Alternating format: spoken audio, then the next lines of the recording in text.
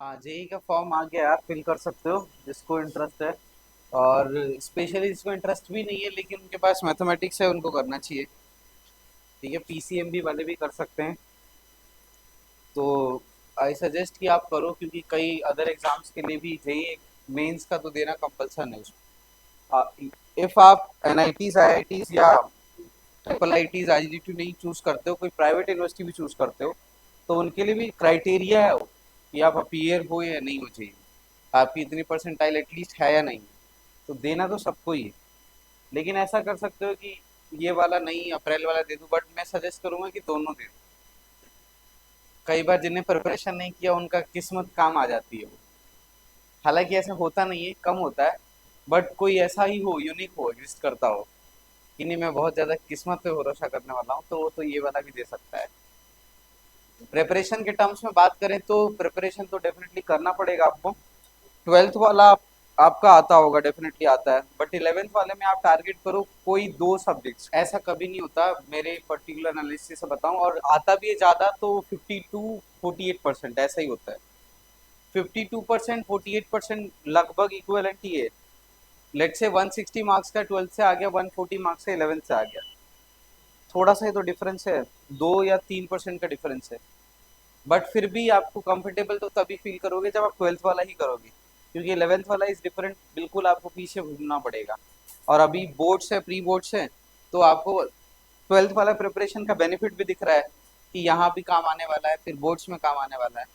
तो प्राइमरीली तो ट्वेल्थ ही करना है, सेकेंडरी में आप वो देख सकते हो। लेकिन मैं ऑनेस्ट बताऊं तो जनरल कैटेगरी के स्टूडेंट जो केवल ट्वेल्थ के हिसाब से जेई मेन देता है, वो क्वालिफाई नहीं कर सकता, रैंक अच्छी कभी नहीं आ सकती उसकी, क्योंकि वो 300 नहीं, वो 150 का पेपर दे रहा है। और 150 में से भी लेट से वो 80% भी सही करता है, जो कि टॉप क्लास में मान के चल रहा हूँ, बहुत अच्छी प्रिपरेशन है। तो 150 का 80% कितना हुआ? 120। 120 में कुछ नहीं होता है, 1 लाख भी रैंक नहीं आती मेरे ख्याल से, उससे भी नीचे रैंक जाती है। तो कहीं एडमिशन ही नहीं मिलेगा। जनरल कैटेगरी के लिए बता रहा हूँ, किसी के कैटेगरी है तो वो एनअप भी हो सकता है, इतना मार्क्स ही एनअप हो सकता है, इतने मार्क्स में भी सीएस मिल सकता है। Specially girls if they are trying in IGDT, तो वहां पे कट ऑफ जाती है इस तरह की कैटेगरी वाली। ट्वेल्थ का करो आप, देखो स्ट्रेटेजी यदि आप समझोगे, स्ट्रेटेजी आप भी खुद बिल्ड कर सकते हो, बट मेरा पर्सनल सजेशन ये है कि आप ट्वेल्थ तो करो। यदि आप जेई के लिए सीरियस हो तो इलेवेंथ में केमिस्ट्री कर लो, केमिस्ट्री कर लो। और फिजिक्स और मैथ्स में से आप देख लो आपको कंफर्ट किस में ज्यादा लगता है। केमिस्ट्री तो करो ही करो, डेफिनेटली करो, क्योंकि आप सोचोगे कि आ, तीनों ही नहीं करना मुझे इलेवेंथ का, तो फिर तो कभी नहीं होना है, मुश्किल है। मैं उनके लिए बात कर रहा हूँ जिनके पास कैटेगरी नहीं है। कोई सोच रहा है कि मैंने तो देख रखा है इतने मार्क्स में भी आ सकता है, तो वो हो सकता है, कैटेगरी आपके पास है आप लगा रहे, बट कॉन्फिडेंस तभी होता है जब आप मार्क्स लेके कहीं जाते हैं। यूज करो, कोई इशू नहीं कैटेगरी यूज करने में, बट कॉन्फिडेंस के साथ जानना है तो आप मार्क्स लाओ सारे सब्जेक्ट में। उसके लिए आप क्या कर सकते हो, इलेवेंथ में पीसीएम में से सी तो करो डेफिनेटली। केमिस्ट्री आपको लगता होगा कि डिफिकल्ट में भी ऑर्गेनिक आपको फील होती होगी कुछ लोगों को, वो भी शायद सबको नहीं लगती होगी, स्पेशली जिनके पास बायोलॉजी होता है शायद उनको ऑर्गेनिक पसंद होती है, ऐसा स्टूडेंट्स बताते हैं मुझे। ऐसा है क्या? ऑर्गेनिक केमिस्ट्री आपको अच्छी लगती है?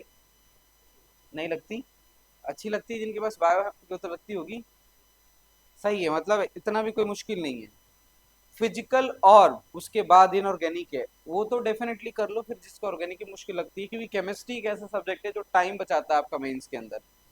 आप 60 मिनट्स मिले आपको केमिस्ट्री में, आपको आता है तो आप 40 मिनट्स में निपटा सकते हो, 20 मिनट बचा सकते हो वहां से, बहुत जल्दी होता है उसमें। ये नहीं कह रहा है कि कैलकुलेशंस नहीं हो सकते हैं, कुछ चैप्टर लेट से थर्मोडाइनमिक्स है, इक्विलिब्रियम है, या फिर इलेक्ट्रोकेमिस्ट्री है, या केमिकल काइनेटिक्स है, ये फिजिकल केमिस्ट्री के पार्ट है जहाँ पे कैलकुलेशंस इन्वॉल्व है।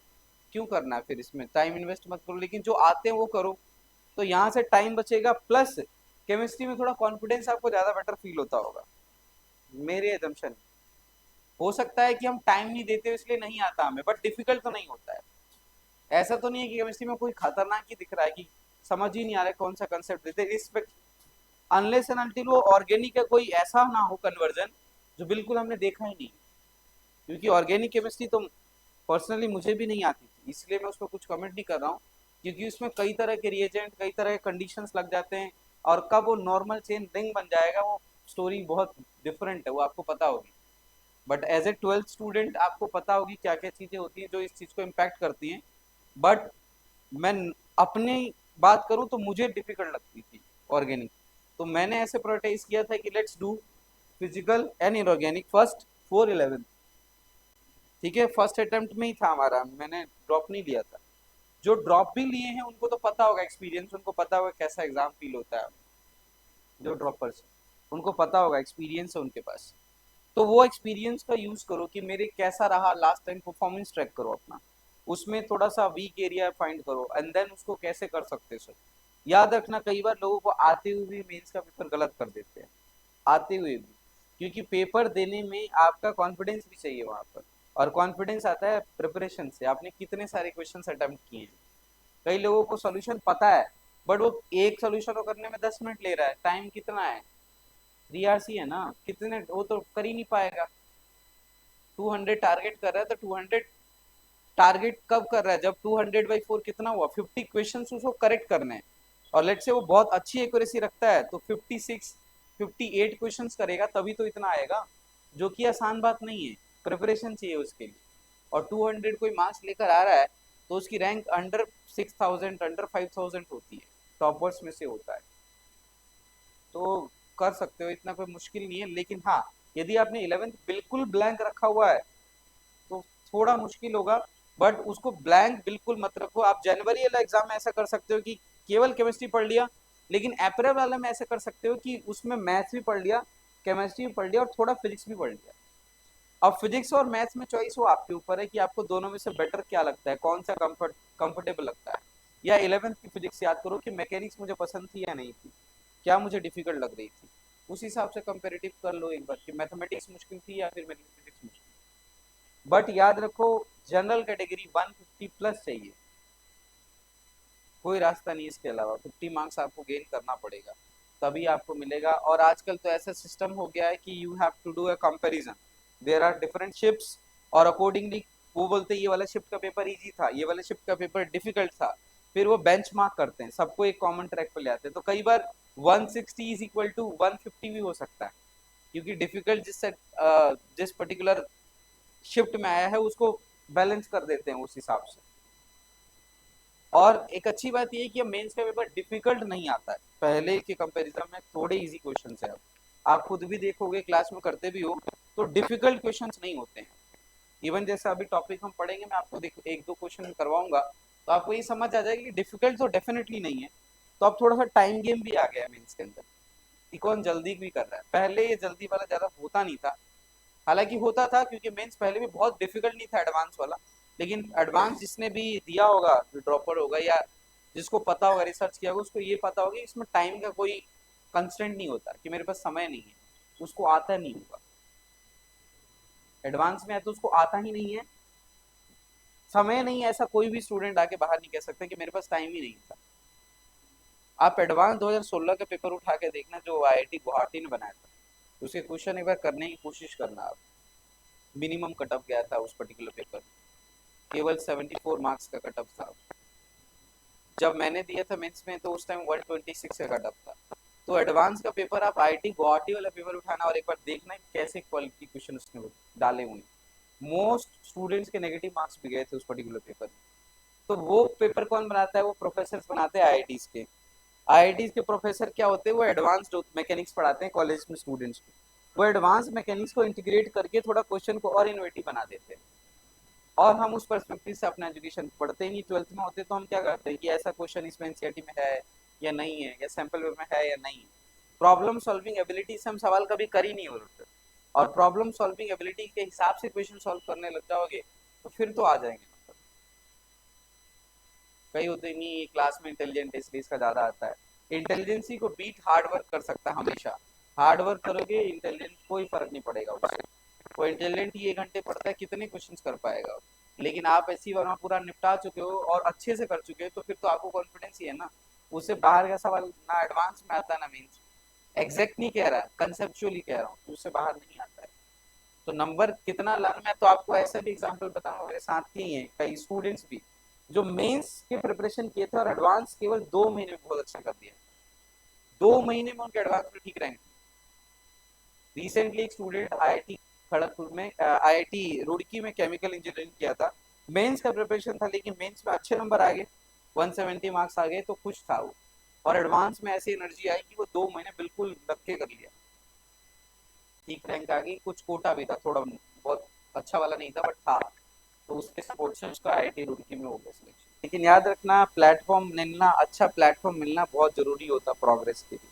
अच्छा प्लेटफॉर्म हो, अच्छा यूनिवर्सिटी हो, अच्छा कॉलेज हो, तो अच्छा एनवायरनमेंट होगा। या अच्छा पैकेज आप सुनते हो कि इसको 40 लाख, 30 लाख, 20 लाख का पैकेज मिल गया। वो पैकेजेस मिलते ही उन्हीं कॉलेजेस को हो जो टीयर 1 में आते हैं। और आप टीयर 1 के लिए ट्राई ही नहीं कर रहे हो तो वो don't think about those things. Otherwise आपके पास बहुत ही ज़्यादा बिजनेस एक्यूमेंट है और आप एंटरप्रेन्योरशिप सोच रहे हो या आपको एमबीए करना है, तो आपको क्या लगता है कैट बहुत आसान होता है? अगेन कैट के लिए भी मुश्किल वहाँ पे। तो कंपटीशन फेस करके ही आप टॉप नॉच कॉलेजेस में जा सकते हो, ये तो फोर श्योर है। चाहे आप जेई के फील्ड में चले जाओ, इवन नीट वाले को तो और ज़्यादा करना है in terms of number of students, उनको और ज़्यादा कॉम्पिटिशन। इसके अलावा कोई पहले हुआ करता था कि बोर्ड में नंबर आ गए, अच्छा कॉलेज मिल गया, वो तो अब है नहीं। अब तो आपको सीयूटी में भी कंपटीशन फेस करना है, और सीयूटी सेंट्रल कंपटीशन, सारे स्टेट्स के स्टूडेंट्स होते हैं, तो कंपटीशन तो फेस करना ही पड़ेगा। उसका केवल एक ही रास्ता है, you have to do a lot of wishes, और कोई तरीका नहीं। ठीक है, फॉर्म फिल कर दो, मैं यही सजेस्ट करूंगा। जिसके पास मैथ से, सबको फॉर्म फिल करना चाहिए, सबको करना चाहिए, इसमें सोचो मत। हाँ, यदि बिट्स पिलानी वीआईटी का आ रहा है उसके लिए कोई कंपल्सन नहीं, आप छोड़ सकते हो, क्योंकि बिट्स और वीआईटी में मुझे नहीं लगता कि कोई जाने के लिए इंटरेस्टेड इतना होगा। बट फिर भी किसी का मन है कि नहीं मुझे बिट्स से ही करना है, तो फिर उसके लिए एक चीज़ इंश्योर करना है कि मेरे पास फाइनेंशियली बैकअप इतना तगड़ा होना चाहिए, because they have around 25 lakhs of fees for 4 years, केवल कॉलेज का। And then you have to take hostel as well, expenditure लगा लो, तो वो लगेगा जैसे कि मैं जाके जर्मनी से, मतलब मैं करना हूँ एमएस, वैसा हो जाएगा एक्सपेंडिचर, इतना ज़्यादा है। और वहाँ पे कोई फाइनेंशियल असिस्टेंस भी नहीं होता, बहुत ज़्यादा स्कॉलरशिप वाला भी सीन नहीं है, जो कि गवर्नमेंट कॉलेज में होते हैं कि जो टॉप स्टूडेंट्स होते हैं डिपार्टमेंट, उनको स्कॉलरशिप मिल जाती है, उनको कोई गवर्नमेंट स्कीम के थ्रू बेनिफिट हो जाता है। वहाँ पे तो गवर्नमेंट नहीं, प्राइवेट यूनिवर्सिटी है, तो वो बेनिफिट्स भी नहीं होते। तो ट्राई करो गवर्नमेंट ही मिले, स्टेट गवर्नमेंट हो, सेंट्रल हो, कोई फर्क नहीं पड़ता।